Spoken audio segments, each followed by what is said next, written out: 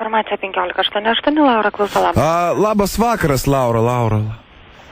Turiu klausimą tokį jums užduoti,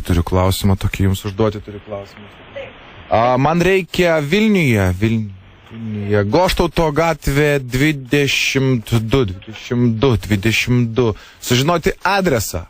Čia privatus asmo turi būti ar įmonė? Čia įmonė. Antram aukšteinai turėtų būti. Goštauto 22. Jo, Goštauto 22. Jum neskamba. Kažkaip turėtų būti. Aš iš darbo skambinu. Ne, kad Goštauto gatvėje 22 nieko nėra nurodyta. Kad būtų kažkokia. Kaip? Turėtų būti firma pavadinimu Ursula. Ar nėra tokios Uabas? Ursula taip ir vadinasi, sakyk? Taip. Gal kitai žiūrės. O jums kartais, nefonuoja? Fonuojam. Keista. Aš iš darbo skambinu.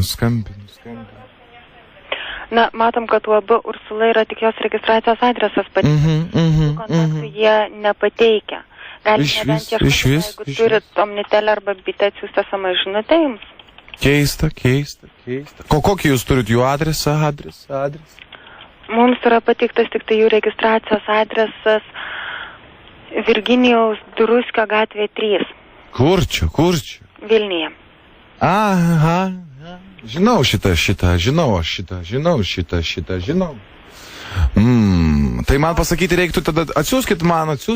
Jeigu pavyktų kažką surasti. Pabandykit, būkit gerutė. Ursula įmonė, sakykit telefoną.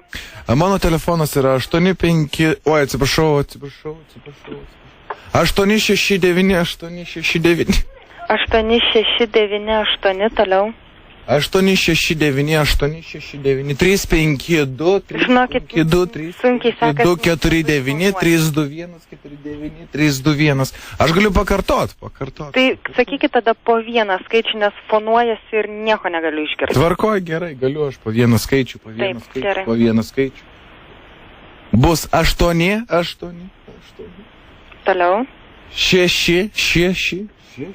Toliau. 9. Toliau. 8. Toliau.